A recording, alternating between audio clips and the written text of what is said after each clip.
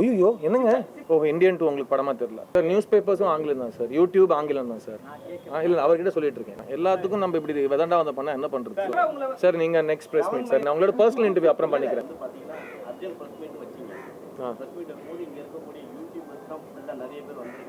Okay sir. இப்போ படம் இன்னைக்கு பார்த்தீங்கன்னா பெரிய படம் புஷ்பா ரிலீஸ் ஆயிருக்கு, இன்னொரு படம் வந்து ஃபேமிலி படம்னு சொல்லிட்டு ரிலீஸ் ஆயிருக்கு. தேட்டர் ரிவ்யூ வந்து போகும்போது இந்த யூடியூப் தான் வெளியில் இது பண்ணுறாங்க அப்படின்னு சொல்லி ஒரு தகவல். இப்போ இதை எப்படி பார்க்குறீங்க? ஏன்னா நம்மளுக்கு ப்ரொமோஷன் போது இவங்க தான் முன்னாடி வந்து நிற்கிறவங்க, இவங்கள வெளியில் அனுப்புறத நீங்கள் எப்படி பார்க்குறீங்க? ஏன்னா நான் வந்து நாங்கள் கூப்பிட்டோம், இவ்வளோ பேர் வந்திருக்கீங்க, அதை பாசிட்டிவாக பார்க்குறேன்.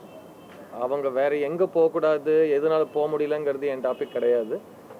நீங்கள் பக்கத்து ஸ்டேட்டுக்கு போய் கூட கவர் பண்ணியிருக்கீங்க. நிறைய பேர் நான் கேள்விப்பட்டேன், மீடியாவில் என் ஃப்ரெண்ட்ஸ் சொன்னாங்க. இப்போ பண்ணாதேன்னு சொன்னோடனே பஸ்ஸு பிடிச்சோ, கார் பிடிச்சோ, ஃப்ளைட் பிடிச்சோ வேறு ஊருக்கு போய் கூட்டத்தோட கூட்டமாக உங்களோட வேலையை நீங்கள் பார்த்துருக்கீங்க. ஸோ எல்லோரும் அவங்கவுங்க வேலையை அந்த ரூல்ஸை ஃபாலோ பண்ணிவிட்டு அந்த ஊரில் பார்க்குறாங்க. அதை நான் பாசிட்டிவாக வாங்க சார், தாராளம் வாங்க, நானும் உங்க கூட உட்காந்து பார்க்குறேன். வரதுக்கு எங்களுக்கு டிக்கெட் வந்து இவ்வளோ தான் ஜட்ஜ் பண்ணுறாங்க. ஆனால் புரியல, ஜட்ஜ் பண்ணுறது டிக்கெட்னா ஒரு 300 ரூபா வேல்யூ வைக்கிறாங்க. சரிங்க. வைக்கும்போது உள்ள நாங்கள் படம் பார்க்க வரும்போது பார்த்தீங்கன்னா ஸ்நாக்ஸ் இதெல்லாம் எடுத்துக்கும் போது ஃபேமிலியாக படம் பார்க்க வரும்போது ஒரு 2000 ஆயிடுது. பார்க்கிங் சொல்கிறாங்க, அதுக்கு தனியாக 100 ரூபீஸ் போடுறாங்க. ஸோ இதெல்லாம் 22 வருஷமா நடிச்சிட்டு இருக்கேன். 22 வருஷமா மாறாத ஒரு சூழலை பற்றி நீங்கள் சடனாக என்கிட்ட கருத்து கேட்டீங்கன்னா நான் என்ன சொல்கிறேன்னு இல்லை. நான் சரி, உங்களுக்கு நான் ஸ்பான்சர் பண்ணுறேன், உங்களுக்கு கம்மி ஆகிடும்ல, அதுக்காக நான் என்ன பண்ணுறது? எல்லாருக்கும் என்னால் ஸ்பான்சர் பண்ணுற அளவுக்கு எனக்கு வசதி கிடையாது. நீங்களும் நான் போல நான் உங்களுக்கு பாப்கார்ன் வாங்கி கொடுக்குறேன். இல்லை சார், ஃபேமிலி ஆடியன்ஸ் எப்படி டிக்கெட் சார்? அவங்க பரம்பரையாக டிக்கெட் வாங்கி தேட்டருக்கு வந்துட்டு இருக்காங்க சார். பாப்கார்னுக்காக தேட்டருக்கு வரதை நிறுத்திடல, நீங்கள் நிறுத்திருக்கலாம், அவங்க நிறுத்தல. ஸோ எனக்கு என்ன கருத்து சொல்கிறதுன்னு தெரியல. இல்லை எனக்கு இதுக்கும் எனக்கு என்ன சம்மந்தம் புரியல. இல்லை நான் சொல்லவே இல்லை, எதுவுமே எடுக்கிறாங்கல்ல.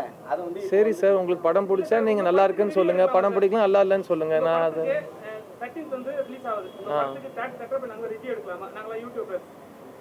புரியல, கேள்வியே புரியல. ஆக்சுவலாக அது வந்து ஒரு யூனியனாக சம்மந்தப்பட்ட ஒரு முடிவு எடுத்துருக்குறாங்க. இது வந்து ஒரு எங்களோட படம், எங்கள் படத்தை பொறுத்த வரைக்கும் எல்லோரும் வந்து பாருங்கள், ரிவ்யூ பண்ணுங்கன்னு தான் நாங்கள் நினைக்கிறோம். ஆனால் இது வந்து ஓவரால் எல்லா படத்துக்கும் சேர்த்து நாங்கள் பேச முடியாதுல்ல, அது அவங்க யூனியனில் எடுக்கிற முடியும். இல்லை நாங்கள் எடுத்த முடிவு இல்லை, நாங்கள் அவங்கள வராதுன்னு சொல்லலை. யாரோ ஒரு முடிவு எடுத்திருக்காங்க, அவங்களோட அதிகாரத்தை மரியாதை கொடுத்து நீங்கள் வராமல் இருக்கீங்க, அதான் சொன்னல. அது ரெண்டுத்தையும் நான் இல்லையே. அப்போ அவங்க தானே டாப். கோர்ட்டு சொல்லியிருக்கிறது வந்து ரிவ்யூ நம்ம பண்ணாம கூடாது, தியேட்டர்ல போய் எடுக்க கூடாது அப்படின்றது கோர்ட்டுக்கே போகாது.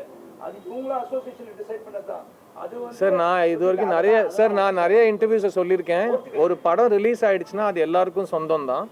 நீங்கள் டிக்கெட் எடுத்து காசு கொடுத்து டிக்கெட் எடுத்து படம் பார்க்குறீங்கன்னா உங்களுக்கு கருத்து சுதந்திரம் இருக்குது, நீங்கள் என்ன வேணால் சொல்லலாம். அதுதான் எல்லா ரூல்ஸும், அதுதான் நம்மளோட ஐபிசியும் சொல்லுது இல்லையா? நீங்கள் கருத்து சுதந்திரம் இருக்குது, நீங்கள் போய் கருத்து சொல்லலாம். ஸோ அதில் எந்த மாற்றமும் இல்லை. அது கோர்ட் சொன்னாங்களா எனக்கு தெரியாது, பட் நாங்கள் சொல்கிறது அதுதான். நீங்கள் படத்தை வந்து பாருங்கள், பிடிச்சா பிடிச்சிருக்குன்னு சொல்லுங்கள், பிடிக்கலன்னா பிடிக்கலன்னு சொல்லுங்கள், அதுதான் சொல்ல போகிறீங்க. அதில் எந்த ஒரு தடையும் இல்லைல்ல. பட் அதுக்கும் பாப்கார்ன் செலவுக்கும் அவரோட பர்சனல் பிரச்சனைக்கெலாம் அதுக்கு நான் விடை சொல்லணும்னு கேட்கறது தப்பு இல்லையா? பாப்கார்ன் செலவுக்கும் நானும் என்ன சார் பண்ணுறது? ஹீரோக்கள் மேலே குற்றச்சாட்டு அவங்க நல்லா நடிக்கணும் தான், நல்லா நடிக்கலன்னு குற்றச்சாட்டு வரலாம் சார். அதிகமாக சம்பளம் வாங்குறவங்களை கேட்க மாட்டீங்க, எங்களை கேட்குறீங்க அப்படின்னு சொல்கிறாங்க. புரியல சார். அதிகமாக சம்பளம் வாங்குற ஹீரோக்கள் யாருமே இதை பற்றி பேச மாட்டாங்க அப்படின்ற ஒரு தகவல் சார். அப்படின்னு பார்த்தா அதிகம் சம்பளம் வாங்குறவன் எல்லாத்த பற்றியும் பேசிக்கிட்டே இருக்கணும் சார். அவன் சம்பளத்தை வாங்குறது நிறுத்திட்டு எல்லாத்த பற்றியும் கருத்து சொல்லிட்டு இருக்கணும், அது கணக்கு கிடையாது இல்லையா? நீங்கள் ஒரு கேள்வி கேட்டீங்க, நான் சொன்னேன் ப்ளீஸ் படத்தை பார்க்க வாங்க, படத்தை ரிவ்யூ பண்ணுறது உங்களோட ரைட்ஸ். நீங்கள் யூடியூபர்ஸ் படம் பார்த்துட்டு படம் நல்லா இருந்தால் நல்லா இருக்குன்னு சொல்லுங்கள், நல்லா இல்லைனா நல்லா இல்லைன்னு சொல்லுங்கள். அதுவும் நீங்கள் உங்கள் ஸ்டைலில் சொல்லுவீங்க. நல்லா இருந்தால் இந்த மாதிரி படம் நான் பார்த்ததே இல்லைன்னு சொல்லுங்கள், நல்லா இல்லைனா இந்த மாதிரி படம் தயவு செஞ்சு பார்க்காதீங்கன்னு நீங்கள் சொல்கிறீங்க இல்லையா? அப்படியே சொல்லுங்கள், உங்களோட ஸ்டைல் என்னவோ அதை நீங்கள் உங்களோட சுதந்திரோட சொல்லிக்கோங்க சார். நான் பிறந்ததுலேருந்து பேசிகிட்டு இருக்கேன் சார். அதை நீங்கள் நல்லா பேசுகிறீங்க நீங்கள் சொல்கிறீங்க, நிறைய பேர் அப்படி சொல்ல மாட்டாங்க.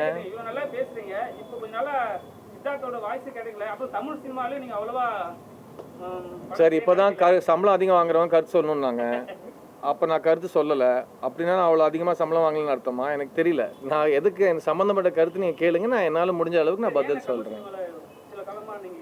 ஐயோ என்னங்க ஓ இந்தியன் டூ உங்களுக்கு படமாக தெரியல? ஒரு வருஷத்துக்கு ஒரு படத்துக்கு மேலே நான் உங்களுக்கு படத்தை ஓகே சார்.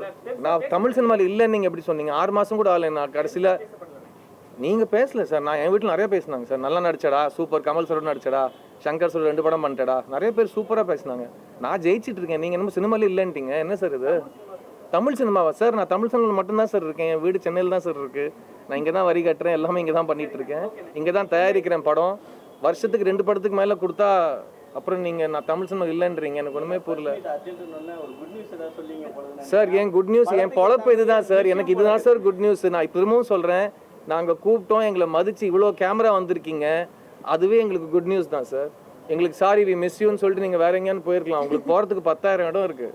நீங்கள் என்ன மதிச்சு இங்கே வந்திருக்கீங்க. பட் அவர் ஃபர்ஸ்ட் நான் சினிமா தமிழ் சினிமாவில் இல்லைன்ட்டார். அதை நம்ம அப்புறமா பேசுவோம் பிரதர். என்னமோ தப்பான இது புரிஞ்சிட்டு இருக்கோம் நம்ம 2 பேரும்.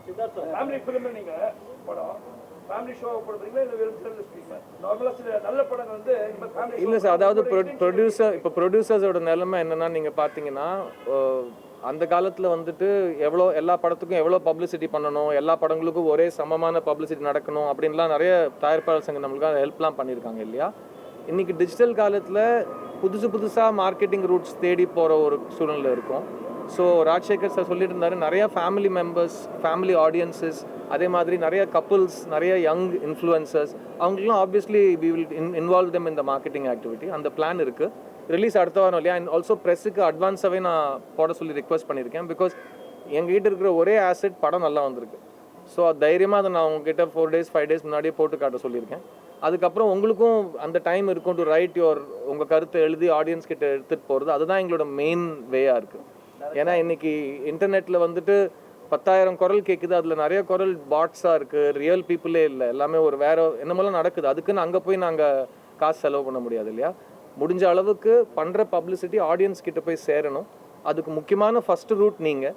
2வது ரூட் யூடியூபர்ஸ், இன்ஃப்ளூயன்சர்ஸ் அவங்க இருக்காங்க. 3வது இன்றைக்கி நிறைய புது ஐடியாஸ் சொல்லிட்டு இருந்தாங்க. 1 day பிஃபோரே பெய்ட் ப்ரிவ்யூ போடுற ஐடியா இருக்குது. ஸோ தட் யாருக்கான படம் 1 day பிஃபோரே பார்க்கணுன்னு ஆசையாக இருந்தால் அவங்க பார்க்கலாம். பிகாஸ் இன்றைக்கி நல்ல கருத்து, நல்ல ஒரு மெசேஜ் ஸ்ப்ரெட் ஆகிறதுக்கு டைம் ஆகுது. ஸோ நாங்கள் அட்வான்ஸாகவே அந்த நல்ல மெசேஜும் நல்ல ரெஸ்பான்ஸும் எடுத்துக்கிட்டு ஒரு எக்ஸ்ட்ரா 2 days ஆடியன்ஸ் கிட்ட அதை போய் சேர்க்க பார்த்தோம்னா எங்களோட ஃபஸ்ட் வீக்கெண்ட் நல்லா இருக்கும்னு ஒரு நம்பிக்கை இருக்குது. பிகாஸ் இது வந்து ஒரு நல்ல லாங் ரன் ஃபேமிலி படம். ஆனால் அந்த லாங் ரன் ஆகிறதுக்கு ஃபஸ்ட்டு டே ஈடுபடணும், எல்லாருக்கும் பிடிக்கணும். அவங்க போய் வீட்டில் லேடிஸு பசங்களை வா எல்லோரும் கூட்டிகிட்டு தியேட்டருக்கு போகலான்னு தைரியம் செலுத்துகிற அளவுக்கு படத்தோட ரிவ்யூ வரணும். அது வரும்னு நம்புகிறோம். அது உங்கள் கையில் இருக்குது.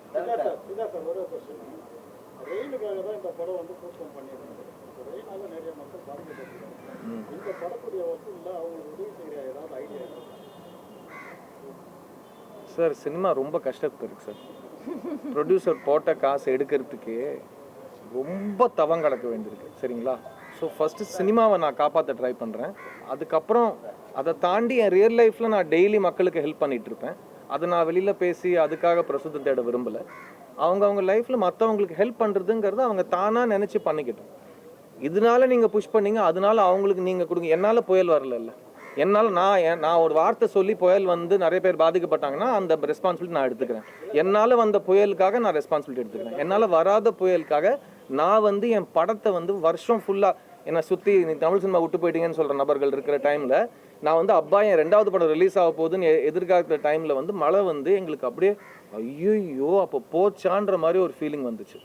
அதை தாண்டி எங்கள் ப்ரொடியூசரோடு நாங்கள் சேர்ந்து நின்று அவர் வந்து சென்னை வெதர்மேனோட ஹெல்ப் எடுத்துக்கிட்டு பெரிய பெரிய எக்ஸ்பர்ட்ஸோட ஹெல்ப் எடுத்துக்கிட்டு கண்டிப்பாக மழை வரும் இல்லை சார். பிகாஸ் இந்த தேதி பிடிக்கிறதுக்கே எங்களுக்கு 6 மாதம் ஆயிடுச்சு. அப்படி ஒரு 2 நாள் முன்னாடி தேதி தள்ளி போடுற அளவுக்கு நாங்களாம் பெரிய ஆளுங்க கிடையாது. நாங்கள் நம்புகிற கடவுள் ஒரே ஒரு கடவுள் தான், ஆடியன்ஸு.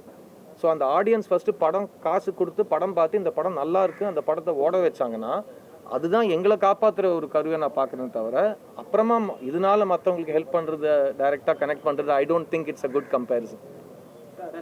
ஆக்சுவலாக ரெட் ஜாயிண்ட் வாங்கியிருக்காங்க. ரெட் ஜாயிண்ட் வந்து இந்த டைட்டில் எப்படி இது பண்ணாங்க? ஏன்னா டைட்டில் வந்து இங்கிலீஷில் இருக்குது. அந்த மாதிரிலாம் ரூல்ஸ் எதுவுமே இல்லை சார். இங்கிலீஷ் ரூல்ஸ் வந்து இல்லை சார். இங்கிலீஷ் ரூல்ஸ்லாம் ஒன்றும் கிடையாது சார். இருக்கிற ரூல்ஸ் பற்றி பேசுவோம். இப்போ யூடியூபர்ஸ் போய் பேசக்கூடாதுன்னு அவங்க ரூல் போடுறாங்கல்ல, அந்த மாதிரி எந்த டைட்டில் வேணால் வச்சுக்கலாம். எதாவது டைட்டில் அவங்க ரொம்ப நல்லா இருக்கு டைட்டில் அப்படின்னு சொன்னாங்க சார். ஏன்னா ரெட் ஜாயிண்ட் ஒரு மிகப்பெரிய டிஸ்ட்ரிபியூட்டர்ஸ் இந்தியாவில். அவங்க ஒரு படத்தை பார்த்து வாங்குறப்போ அந்த படத்தில் இருக்கிற பாசிட்டிவ்ஸ் அவங்க சொல்லுவாங்க. அவங்களுக்கு டைட்டில் ரொம்ப பிடிச்சி தான் வாங்கினாங்க. டைட்டில் பற்றி இது வரைக்கும் ஒரு டிஸ்கஷன், இதுதான் ஃபஸ்ட் டைம் இந்த இங்கிலீஷ் டைட்டில்ங்கிறது ஃபஸ்ட் டைம் என் வாழ்க்கையில் இன்னைக்கு தான் கேட்குறேன். நான் இது வரைக்கும் யாருமே இந்த கேள்வி என்கிட்ட கேட்கல சார். நியூஸ் பேப்பர்ஸும் ஆங்கிலம் தான் சார். யூடியூப் ஆங்கிலம் தான் சார். இல்லை அவர்கிட்ட சொல்லிட்டு இருக்கேன். யூடியூபுங்கிறதும் ஆங்கிலம் தான். எல்லாத்துக்கும் நம்ம இப்படி விதண்டா வந்த பண்ணால் என்ன பண்ணுறது? நாங்கள் அதை இங்கிலீஷ் எதுக்கு கேட்கணும்னா கலைஞர் அவர்கள் சொன்னது தமிழில் பேர் வச்சிங்கன்னா வரி விலக்கு தரோம் அப்படின்னு சொல்லியிருக்காரு. ஸோ அதை அவங்க ஃபாலோ பண்ணாங்களா இல்லை ஒருவேளை பரவாயில்லப்பா இப்போ இருக்க காலகட்டத்துக்கு இதெல்லாம் பண்ணலாம் அப்படின்றதுனால இதை வாங்கியிருக்காங்களான்னு தான் கேட்குறோம் நாங்கள். நீங்கள் ஏன் இங்கிலீஷில் வச்சிங்கன்னு நாங்கள் கேட்கல, அவங்கள கேட்குறோம். இல்லை அவங்க அந்த மாதிரி எதுவும் பார்க்கல, படம் பார்த்து பிடிச்சிருந்துச்சு சரி. சார் நியூஸ் பேப்பரில் வந்து பேப்பரை ஓப்பன் பண்ணால் வந்து டைவர்ஸ் கேஸஸ் வந்து ரொம்ப கூடுதலாக இருக்குது. டைவர்ஸ் கேஸஸ் ரொம்ப கூடுதலாக இருக்குது. இதுக்கு வந்து சப்போர்ட், இதுக்கு வந்து ஆப்போசிட்டான ஒரு மூவியாக இருக்குமா? ஏன்னா ஒரு ஒரு ஒரு லவ்வர்ஸ் பற்றின ஒரு மூவி சொல்கிறீங்க, ஒய்ஃப் ஹஸ்பண்ட் எப்படி இருக்குன்னு சொல்கிறீங்க, இதை பற்றின ஒரு எக்ஸாம்பிள் இருக்குமா? நீங்கள் படம் பாருங்கள், உங்களுக்கு பிடிக்கும். ஆக்சுவலாக நீங்கள் கேட்குறது அந்த ரிலேஷன்ஷிப்புக்கு அதுக்கான எல்லாமே படத்தில் இருக்கும். சித்தார்த்தோட அப்கமிங் ப்ராஜெக்ட் சார் நல்ல கேள்வி சார், தேங்க்யூ. ஏன்னா அடுத்த வாட்டி இவர் திரும்ப ஏதாவது சொல்லிட்டு போகிறாரு. அடுத்த வருஷம் எனக்கு இந்த வருஷம் 2 படம் ரிலீஸ் ஆச்சு, அடுத்த வருஷம் 3 படம் ரிலீஸ் ஆகும் சார்.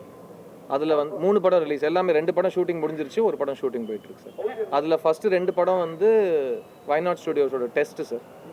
மாதவன், நயன்தாரா, நான் சேர்ந்து 3 பேர் சேர்ந்து நடிச்சிருக்கோம். அது ஃபஸ்ட்டு வரப்போகுது. அதுக்கப்புறம் சித்தார்த் 40 என்னோட 40வது படம் ஸ்ரீ கணேஷ் டைரக்ஷனில், 8 தோட்டக்கல் டைரக்டரோட டைரக்ஷனில் போயிட்டு, அது 2மே வந்து ஃபஸ்ட் ஹாஃப்லேயே எனக்கு ரிலீஸ் ஆகிடும் சார். இல்லை அவர் சொன்னார்ல, நியூஸ் பேப்பர் திறந்தா டிவோர்ஸ்ன்னு இருக்குது, என் வாழ்க்கையிலலாம் கல்யாணம் தான் இருக்குது. ஸோ ரொம்ப ஹாப்பியான தருணம். இன்னும் 1 மந்த் கூட ஆகலை. ஸோ நான் நியூஸ் பேப்பர் திறக்காமல் இருக்கிறது நல்லதுன்னு நினைக்கிறேன். பட் ரொம்ப நல்லா போயிட்டுருக்கு சார். ஒரு ரொம்ப நன்றி கடன் பட்டிருக்கேன். ஏன்னா ஒரு நல்லது நடக்கிறப்போ அதை நம்ம ரெக்கக்னைஸ் பண்ணி கடவுள் புண்ணியத்து நல்லது நடந்ததுன்னு சொல்கிற ஒரு தருணத்தில் இருக்கும். I am very very happy. And உங்கள் யாரோட ஆசீர்வாதமும் means a lot to me. Sir நீங்கள் நெக்ஸ்ட் ப்ரெஸ் மீட் சார், நீங்கள் 7 கேள்வி கேட்டீங்க. நான் உங்களோட பர்சனல் இன்டர்வியூ அப்புறம் பண்ணிக்கிறேன். இல்லை அப்புறமா 7 நம்ம அடுத்த இன்டர்வியூவில் பேசுவோம். மற்றவங்களை பேச விடுங்க, கொஞ்சம் மற்றவங்களுக்கும் சான்ஸ் கொடுங்க. சொல்லுங்க சொல்லுங்க சொல்லுங்க. ரொம்ப நாள் உங்களை வந்து ஸ்க்ரீன்ல பார்க்கணும், அழகு குறையாம இருக்கீங்க. நீங்க பார்த்துட்டு கமெண்டே பார்த்துருக்கீங்க. ரொம்ப நாளா இந்த மனுஷன் என்னதான் பண்ணுறான், உங்க அழகின் ரகசியம் என்ன சொல்லுங்க? அழகின் ரகசியமா? அப்படியே இருக்கிறீங்க. அவங்கள கேளுங்க, அவங்க சின்ன வயசுலேருந்து என் ஃபேனு. என் அழகின் ரகசியம் என்னம்மா? What is the secret? He doesn't even care actually. He's just himself. அதை பற்றி நான் பெருசாக யோசிக்கிறது இல்லை, அதுதான் சீக்ரெட் நினைக்கிறேன். நான் கண்ணாடி பார்த்து வளர்ந்தவன் கிடையாது. ஸோ அதை பற்றி நிஜமாக யோசிக்கிறது கிடையாது. அப்படி ஒரு ரகசியம் என்கிட்ட இருந்து என்னால் உங்களுக்கு பகிர்ந்துக்க முடிஞ்சால் நான் அதை வச்சு காசும் சம்பாதிச்சிருவேன். எனக்கு அந்த மாதிரிலாம் எதுவும் தெரியல sir. Okay sir, thank you. Okay சொல்லுங்கள். என் படம் அடுத்த வாரம் ரிலீஸ் ஆகுது சார். சொல்லுங்க. லாஸ்ட் பால்ல முடிஞ்சு வந்து 5 மணி ஷோ எல்லாம் வந்து இப்போ பேன் பண்ணிருக்காங்க இல்லையா? இப்போ வந்து வேற இதுல வந்து பார்த்தீங்கன்னா ஒரு லேடி இறந்துருக்காங்க. ஸோ அங்கெல்லாம் வந்து பேன் பண்ணாம போய்கிட்டு இருக்கு. ஸோ அதை பற்றி என்ன சொல்றீங்களா? நம்ம படத்துக்கு தமிழ்நாட்டில் ஷோ இல்லைண்ணே, 9 மணி ஷோ தானே சார். எந்த படத்துக்கும் 9 மணி ஷோ இருந்தது கிடையாது சார். எனக்கு என் படம் வந்து 11 o'clock ஃபர்ஸ்ட் ஷோ இருக்கும் சார், 10:30 மணி சில இடத்துல. நீங்கள் சொன்னது எங்களுக்கு கண்டிப்பாக வந்து பாருங்க, 10:30 மணி ஆட்டம் இருக்கும். தயவு செஞ்சு வாங்க, எல்லாம் சேஃபாக இருக்கும், பெரிய கூட்டம்லாம் கூடாது அந்த நேரத்தில். சாதாரணமாக ஒரு படம் ரிலீஸ் ஆகுது, அந்த மாதிரி தான் ரிலீஸ் ஆகும். So December 13th miss you.